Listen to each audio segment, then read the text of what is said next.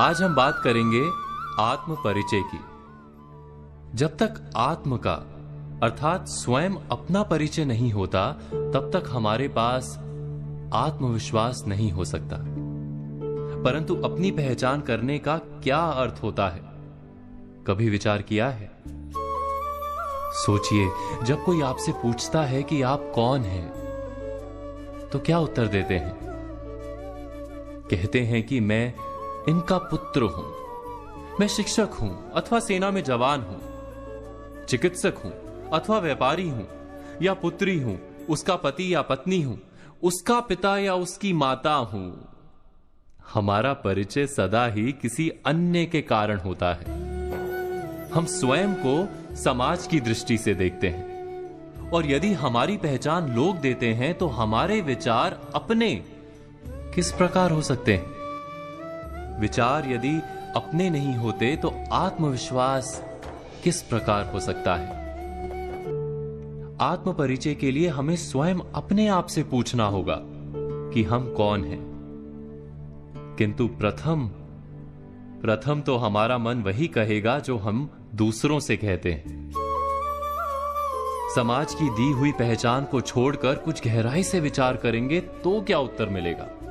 अवश्य हमारा मन कहेगा कि मैं वो हूं जो पर्वत की चोटी पर पहुंचेगा, या समुद्र तैर जाएगा, कोई महान कार्य करेगा, सत्ता प्राप्त करेगा, बहुत बहुत धन प्राप्त करेगा, सभी लोगों का नेता बनेगा, सबके द्वारा पूजा जाएगा। अर्थात हमारा मन सदा ही हमारी पहचान बनाता है हमारी इच्छाओं से।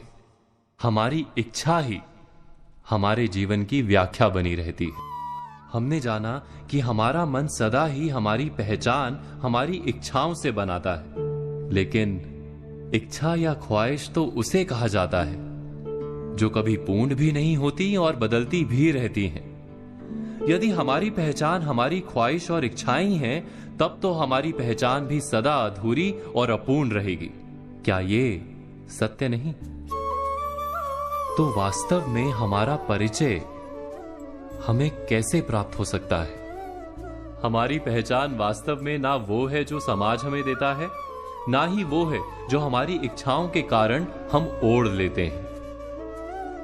कुछ और गहराई से विचार करने पर हमें अपनी पहचान मिलती है। हमें अपना हृदय उत्तर देता है कि मैं निडर हूं अथवा भयभीत हूं, मैं आलसी हूं अथवा कार्य करने वाला हूं, मैं आसक्त हूं अथवा उदासीन हूं, मैं बंधा हुआ हूं अथवा मुक्त हूं। वास्तव में हमारा सच्चा परिचय हमारे हृदय की भावनाएं हैं, क्योंकि हमारे सारे कार्य, हमारे सारे निर्णय, हमारी सारी सफलता और निष्फलता हकीकत में हमारी भावनाओं से निर्मित होती हैं। क्या ये सत्य नहीं? जब हम अपना सच्चा परिचय प्राप्त करते हैं, तब हम अपने भीतर आवश्यक परिवर्तन भी ला सकते हैं। बुद्धिपूर्वक निर्णय कर सकते हैं कि क्या प्राप्त करना है और क्या खोना है। उसके बाद हम वास्तव में कोई भी कार्य करने के लिए आत्मविश्वास के साथ खड़े हो सकते हैं। अर्थात जब स्वयं अपनी सच्ची पहचान हमें प्राप्त होती है, तभी सच्चा आत्मविश्वास भी जन्म लेता है, और आत्मविश्वास ही जीवन की कुंजी है।